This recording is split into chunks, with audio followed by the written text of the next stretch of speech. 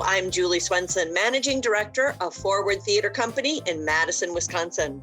And I'm Mike Fisher, theater writer, critic, and dramaturg. I'm Jen Uphoff-Gray, founder and artistic director of Forward Theater Company, and this is Theater Forward, a twice-monthly conversation about theater from a local, regional, and national perspective. From Madison to Manhattan, we're excited to share insight into our own company while exploring issues surrounding theater in the Midwest and around the country. Welcome to episode 62 of Theater Forward. All right. Hello. So in this episode, we thought we would chat about that mainstay of 20th century American theater, the classic Broadway musical, and how they fit into our contemporary thoughts about programming.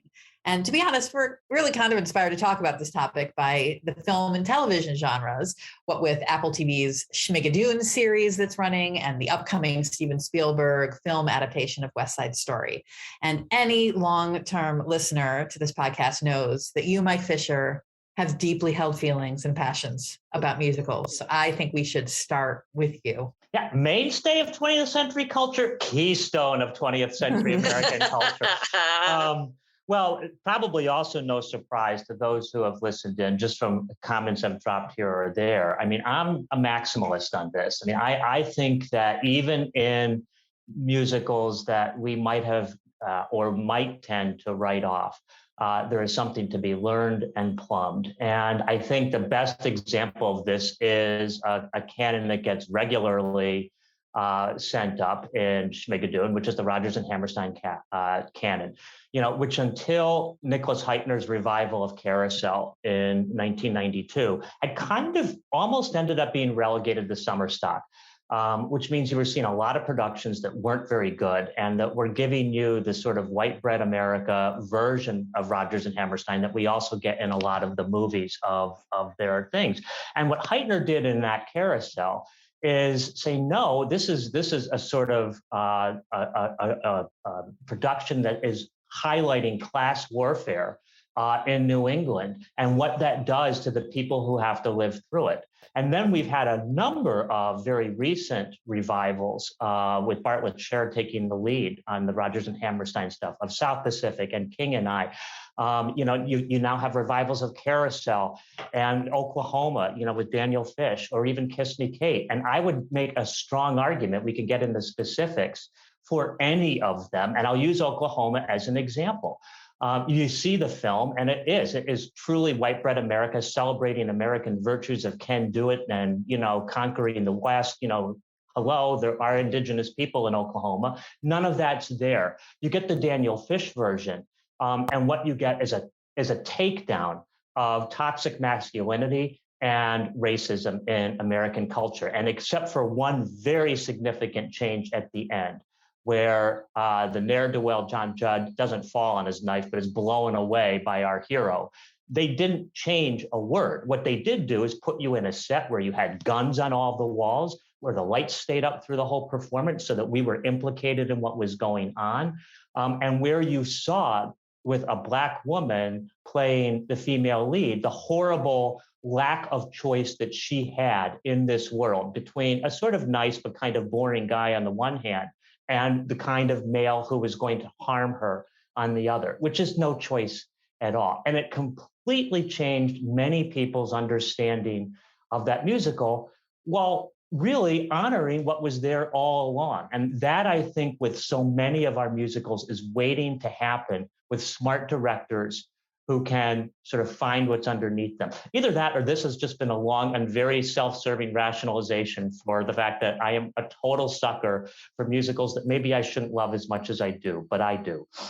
Well, Mike, I mean, this point is exactly where I do truly agree with you, because I do think that just about any piece of art, no matter how problematic by modern standards, can be used to comment on, investigate, dig deeper on its own problems, right? And so I'm with you. And by the way, I saw that Carousel. Yeah. You had Audra McDonald, and I was a young director then, very impressionable, and I loved it, and I was moved by it, and And I do think that, there's a lot of opposition to doing that musical because in clumsy hands, or pretty much any just straightforward, not digging deeper hands, it can be seen as really accepting of domestic violence. And that is, it's not just that that's not okay. It's like, how can you, I can't picture as a human, let alone a woman in 2021, sitting and watching a straightforward production of that show and feeling okay about it. Not just because it would feel politically incorrect, but because that's an awful idea that there could be an acceptance of the domestic violence. But doing that musical can also be an opportunity to explore what domestic violence does to a human, to a community, and that can have tremendous social good.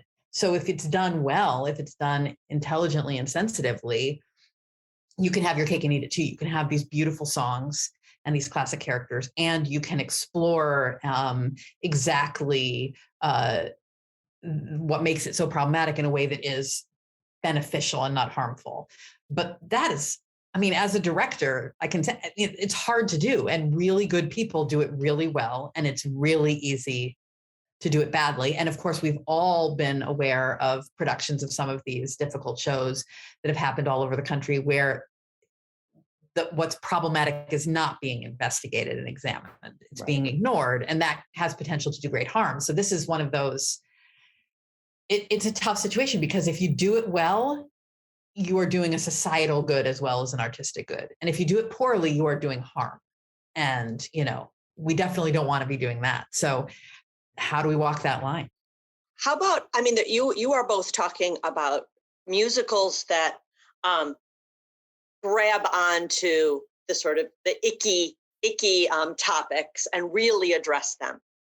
I was thinking of musicals I like, and is this problematic, and how I don't know that you address something like Book of Mormon, which I find hilarious. And for a very long time, I justified the really almost despicable behavior and stereotype of the African jungle men. And I don't know that there's any way. I justified it by saying, well, they make fun of everybody. Everybody's being made fun of. But I find that now in 2021 really problematic. And I don't know how you address that. I mean, some of the ways, like, this is how you get rid of AIDS. It's problematic to its core. And I'm wondering if there is a director out there that has the wherewithal, the imagination to take that and make it less problematic. I'm not sure. Well, again, but with something like that, I mean, this is a genre problem, right? I mean, this is a send up of Western imperialism as refracted through Mormon missionaries. And so what we're seeing is something that we are seeing through their eyes. And if we can't see that, then you're right. It's going to be easily misread in the way that Huck Finn, which I will go down on my grave maintaining is one of the most brilliant anti-racist books ever written, can be easily misread. In the way that the early minstrel tradition, which was subversive of slavery, can got misread to such an extent that the Black people who started it had to abandon it because they weren't getting through to the white audiences they were trying to reach, who were taking what was intended to be a send-up as naturalism and as truth. But I think, if that show is done in a way that heightens and I think it's already baked into the script, what's wrong with the way in which the Mormons are approaching that culture, you have a lot of that. King and I is another example, to go back to Rodgers and Hammerstein. Again, are there things in that we would call, in Edward Said's terms, Orientalism? Absolutely.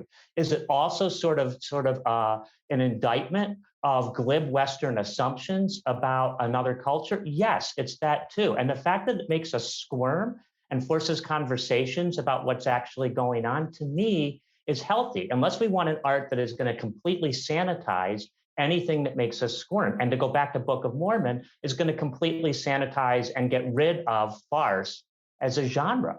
I mean, one of the reasons Taming of the Shrew makes people uncomfortable is because they don't get what the play is. I mean, it's a farce. It's meant to be a farce. Everybody gets knocked around in that play. You can say you don't like it, but then you're saying you don't like farce. And if you want to get rid of farce, okay, let's have that discussion.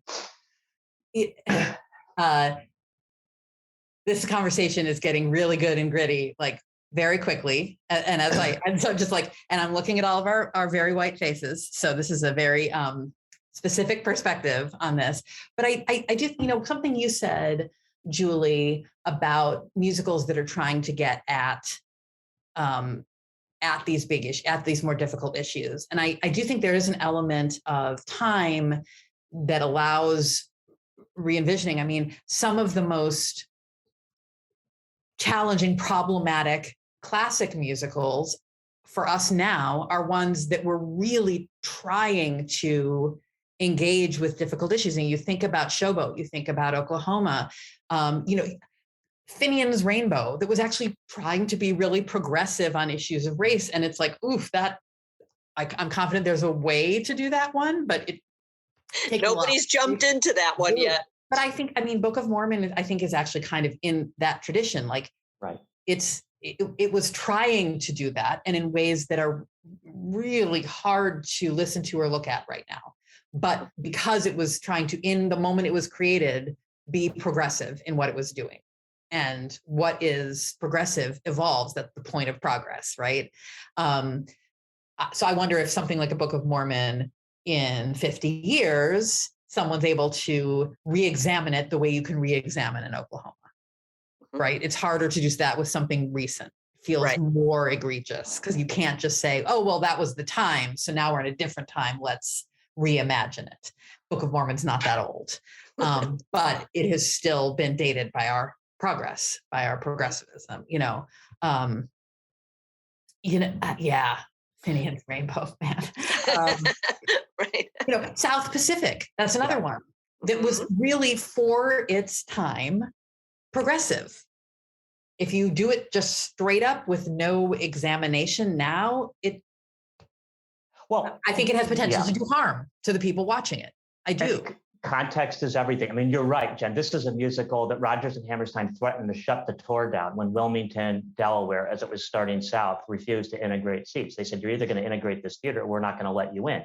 It was pilloried in the Deep South, had a hard time getting bookings in the Deep South. There was legislation introduced in Georgia to ban it from being able to come into the state. I mean, it's ridiculous, but that's where we were. And yet you also have this character, Nellie, who is if you're not careful with her, you don't get to examine in the same way you don't with a Portia in The Merchant of Venice, how incredibly racist she actually is. And one of the brilliant things that Bartlett Sher put back in is her reference to people being colored, so that you could see that this girl from Arkansas had a few issues she had to work on, in addition to being somebody who was appealing. And the fact that she is appealing in that production, especially, when is Kelly O'Hara, who is divine, not appealing? But it's like it brings back the fact that you have to wrestle with what's going on. And I think that's all to the good. Is it problematic? Yes. Is it hard? Yes.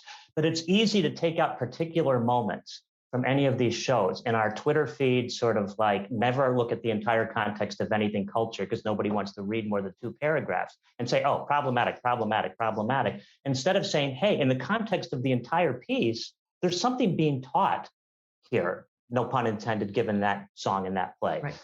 Right. But I think my caution on that, Mike, is that it's not just from people taking moments out of context. It's that we have to be honest about the fact that there are scores of productions of these pieces done throughout the country every year that are not grappling with the problematic content of these shows.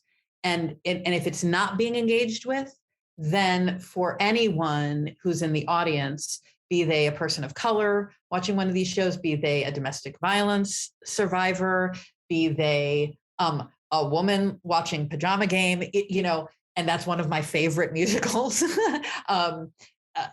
They're harmful. They are psychologically, emotionally, intellectually harmful if they're just presented straight up for people in the audience. And so when I see people on social media saying this musical should never be done again, I'm factoring into that the fact that if they're sitting through a bunch of productions that are not, honestly with a contemporary focus taking on these issues, then yeah, I mean, we're not doctors, but I feel like first do no harm But is what is not that? irrelevant. But does that mean we're going to look? I mean, if we do that, the problem, as you've just pointed out so well, is not with the text or with the scripts. It's Right. with crap productions. So are we going to get rid of the underlying musicals because we're going to be arbitrating around the country? Or are we going to say we need better critics, which is a whole nother thing we've all talked about, to sort of take this stuff on? I mean, take Shakespeare. Are we going to stop doing Merchant of Venice because 95% of the productions are anti-Semitic because they don't really understand what the play is about? Are we going to stop doing Taming of the Shrew? I mean, that's where we are going if we go down this road. And the solution is not to get rid of these texts or these musicals. The solution is to make sure that we work hard to make people better informed about what they are. And you're right, that's not always going to happen. But, Right. but you can't throw them out because you're worried that some ignoramus director is going to get it wrong. But that's where I'm agreeing with you, is I'm saying if we want to keep these pieces being performed and learned from, that the art that went into them is celebrated and that the topics that they raise actually are continued to be grappled with, then we need to be more vocal, especially those of us who have any sort of power or authority in the field. We need to be more vocal at, and I hate to use the word calling out, but I'm struggling in the moment to come up with another, substitute, but like talking about it when there are productions that aren't doing it right. Yes. Because that's the only way that we put the pressure on that will ultimately force companies that want to do these pieces to do them with context and not to just do them. And I mean, I'm thinking back not very far to a few seasons ago when Overture Center for the Arts, our performance home, and they do a series, Broadway across America, touring shows that they have some control and some lack of control over what gets programmed in a season, what gets brought in. And in that season, they did both King and I and Miss Saigon. And I didn't see any of those particular tours, but from reading up about them, it seems like they did some, but not a lot of revisiting of the themes in those shows. And because the tour producers and the presenting house weren't doing anything around those tours to contextualize the portrayals of Asian and Asian American characters, the Asian American community here in Madison got really upset. And I think that they were really justified in being upset because, and this gets into a whole nother topic we can talk about, when there's so little representation of any particular minority group, be it, we talk about gender, ableism, age, what have you. If you've got very, very limited representation, then a burden falls on those few pieces with representation to show the breadth of the community. We can talk about In the Heights in a minute if we want to. But I think that had Overture Center, had Broadway across America thought about ahead of time, wow, we're doing these two pieces that have a very dated view of Asian and Asian American characters, and also that are employing a tremendous number of Asian American artists and were created, anyway. I feel like that could have been a springboard for a community conversation that both celebrates art and also really questioned the depictions in those shows. But because there wasn't that forethought, it led to a lot of harm. And I agree that it could have gone in a more favorable direction and more context and more dialogue. Is that what needs to happen at all times when we do these fraught musicals? I mean, I was thinking about how the biggest houses of every city are the ones that handle the Broadway tours. It's the most expensive ticket in the city, no matter what else is happening, what other theater companies are around. So it's the biggest ticket in the biggest house with the most people. So there obviously is an appetite for all of this. Does it need to come with some sort of context, some sort of panel discussion or whatever, or do we shelve that for a little bit? Can you do now Miss Saigon without any of what you're advocating? Well, I don't think you should. Okay. Yeah, and I think you should. And here's Leah Salonga, who knows a little bit about Miss Saigon, having done it in both London and New York. Now, granted, she's biased, quote unquote, you might argue, observer as somebody who is in the production. This is set in 1975, not 2017, and this really happened. I'm from Manila, and it is still happening. Go to any red light district, and that's what you're going to see: a girl with desperation in her eyes, who is not wanting to be doing this, and another girl who is dead on the inside. I don't know of too many shows that allow an audience to see that reality. It's very eye-opening and can be very jarring. Here's John Briones, who played the engineer in the last Broadway production in 2017. I truly believe that because of Miss Saigon, Asian actors are seen in a different light. Now, we're, as Jen, you've rightly pointed out, 4 white people who, because of that, have a limited perspective. That you can find scores of Asian Americans, not just people in these shows, who will defend these shows to the hilt, and not just because they provide jobs. And again, it's because they're challenging people to think differently.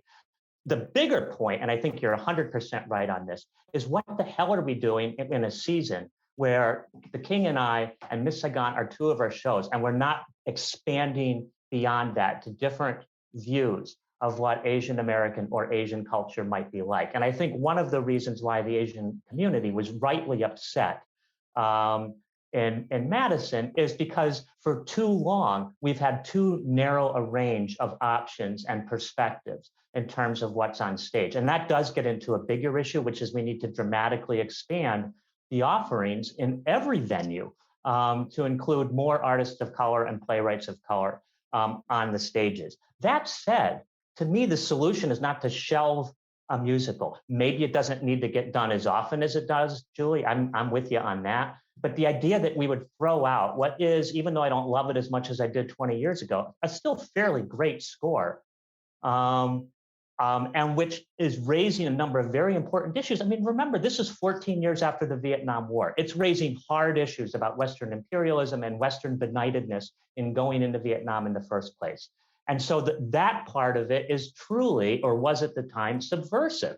And the fact that there are other things in it that play into stereotypes, well, hell, I mean, almost every work of art I can think of plays into stereotypes in some way. If we start throwing everything out because it's not 100% pure, we are going to have nothing left. But that's why I'm saying, I mean, Mike, I actually don't disagree with you. When I said we shouldn't do it, it was in response to Julie's question of, should we do it without having to have that context around it? And that's why I say, no, if you're going to do Miss Saigon straight up, and you're not going to have a community conversation, and you're not going to have a playbill note that talks about, what the stereotypes in it are, if you're not going to acknowledge that it was written by a bunch of white men, then you should not do it.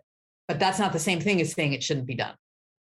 And that's really where I fall. Like, I don't know that there's a single one of these musicals we've talked about that I would say should not be done, should be put on the shelf and no one should touch it.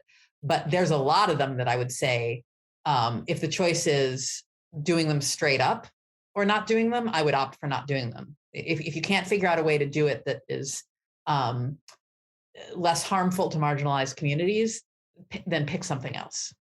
That's where I am. Well, yeah, and again, the dramaturg in me wants there to be context around every show. It's more jobs for people that need them and who are wonderful contributors to theater. So I'm all for that. But again, I don't want, who's going to be the arbiter of what's harmful and what isn't, of what we're going to decide to only do if there's a panel discussion or what isn't. I would love panel discussions around all of these shows. I think the idea that we have to check a box saying if we don't have a panel discussion, we can't do the show, that makes me squeamish. Having said that, would a panel discussion be better? Would as much engagement as possible with what's going on in any of these texts, make an audience come out of it with a richer experience, if more troubling experience? You bet, all for that. Well, I think we don't get to decide is the point. Like, I think the white folks, if we're talking specifically about race, and it could be the traditionally abled folks, if we're talking about disability, it can be, men, if we're talking about women. I mean, I think if we're going to look at any problematic text piece or musical like this, there needs to be input at a high enough level to be able to impact decision making from the community that could be harmed, saying, do we need to have a conversation about this? If Madison's Asian American community had been brought into a conversation with Broadway Across America or with Overture Center for the Arts saying, hey, we're going to do these shows, do you think we should do something around it? There's no controversy, there's no, there's less harm, there's all of that. But the point is that all of the, people who aren't Asian American making the decision about doing it didn't have that input. Yeah, I think we're all on the same page with this goes to the heart of Forward Theater's mission, which is that theater has to engage its community. And if it's not doing that, and it's not paying attention to what the community cares about and is interested in every programming decision, then it's not doing its job, because theater is for the people. So yes, I totally agree on that in terms of the way it was handled. And there is something that we all want to acknowledge, which is that art evolves, humans evolve, right? And we can, as a field and as individuals, always do better. We can learn from what we've done. We don't need to heap shame on what's been done in the past if we are learning and growing from it. I mean, we all have. I was the assistant director for a new Broadway musical fairly early in my career. It was called The Life. It was written by Cy Coleman.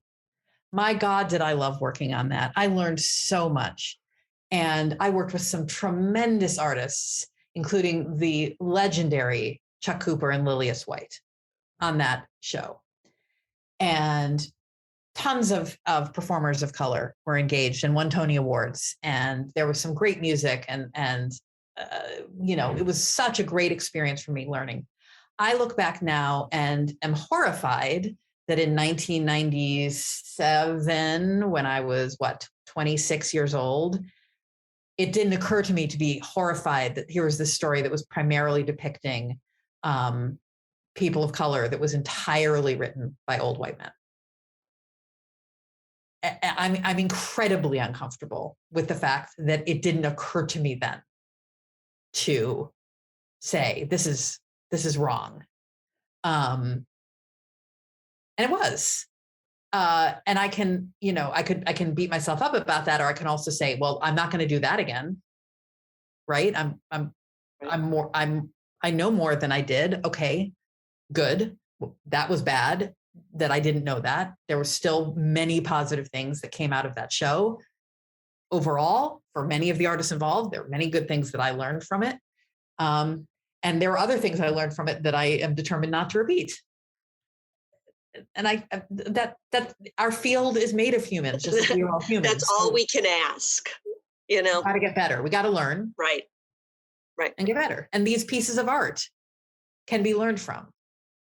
But yeah, I mean, even there, and this I think I've said on the podcast before. I know I have, Julie and Jen, to you individually. I mean, I go back to people like Zadie Smith or Bernardine Evaristo, both of whom are non-white. They're Black women, both of whom resist at, very, very stridently the idea that if you're a white man, you can't write intelligently about people of color any more than we should be restricting them from writing the brilliant things that they write about people who are not like them. So, I guess I'm even made squeamish by what you're suggesting. I don't think the fact that a white person writes about people of color means that the work should not be done. Is it an issue? Is it something we need to question and think about in terms of what might be missing? Well, sure, but that's true of any piece of art, which, given where we're coming from, is going to incorporate gestures of exclusion and marginalization. And those always need to be rigorously interrogated. I mean, there you and I are in agreement in terms of your experience then and what you reflect on now. But it's not, quote unquote, wrong or intrinsically problematic, in my view. It's just an issue to be discussed. Right. There was no person of color with power on that project enough to put a halt to anything that might have been harmful in it. Yeah. That was the problem. Like, so yes, that's a problem. Could Cy Coleman and his partners have written that show and had it and gone forward and not been oh God, I don't want to keep saying problematic anymore, but like if there had been a collaborator or a producer, yes, or I mean, even then Lilius was a bit of a star, but I don't think she had enough say to say, you know, you got to change the writing, right?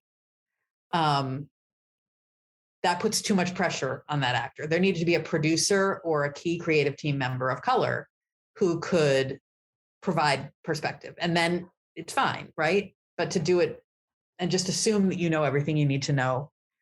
Right. No, right. Yeah. I mean, and hey, more work for dramaturgs, and here more work for dramaturgs of color, and more work for women who are dramaturgs, which is all to the good. I mean, I saw the opening last night in Chicago. We're taping this on August 3rd. Of Goodman Theater. You know, Bob Falls was out there. He lit up the marquee. It was a very, very exciting night.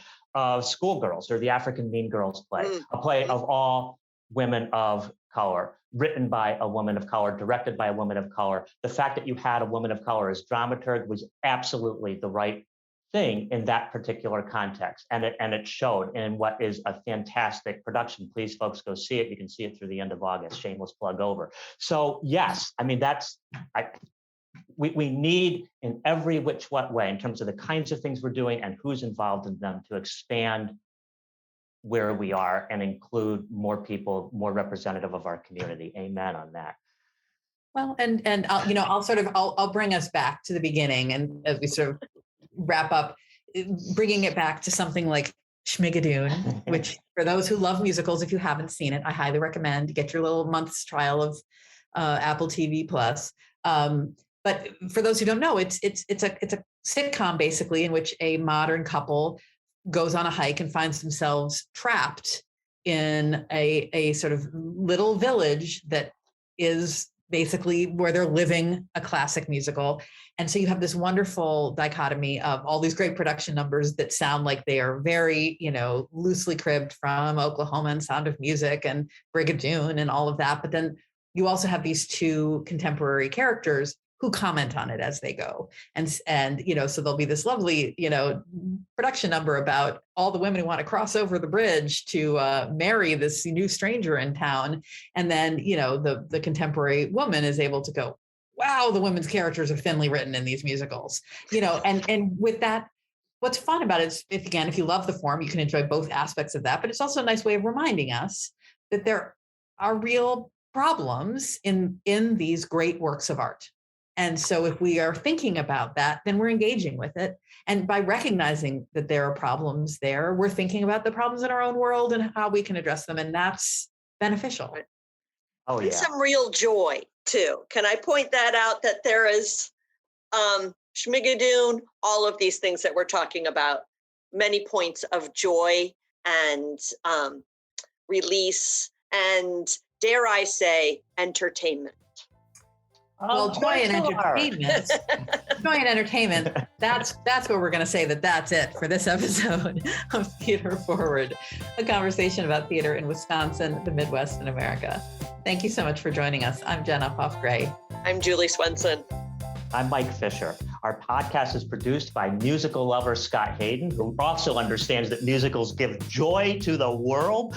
And you can follow us or share your thoughts on Facebook and Twitter at Theater Forward. It will give us great joy if you remember that theater is always spelled, including in this Instagram in the social media address, with an ER. And if you enjoyed this podcast, don't forget to subscribe to us on Apple Podcasts or wherever you might tune in. And please leave a comment. We'd love to hear from you. We're grateful to have you listening, and we will be back soon for another Theater Forward conversation.